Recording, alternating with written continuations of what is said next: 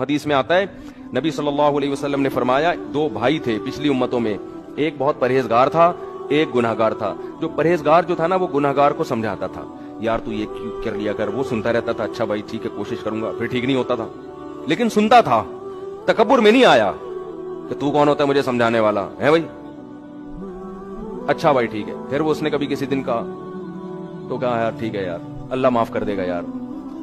تو ایک دن بڑا سمجھا رہا تھا چھوٹے کو یا دوسرے بھائی کو، تو اس نے کہا کہ یار اللہ معاف کرنے والا ہے۔ اس نے کہا اللہ کی قسم خدا تجھے معاف نہیں کرے گا،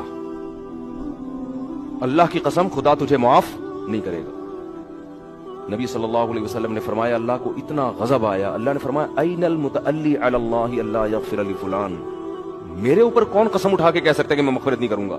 اللہ نے دونوں کو موت دی، اس کو بخش دیا جو گنہگار تھا اور اس کو جہنم میں ڈال دیا اللہ نے۔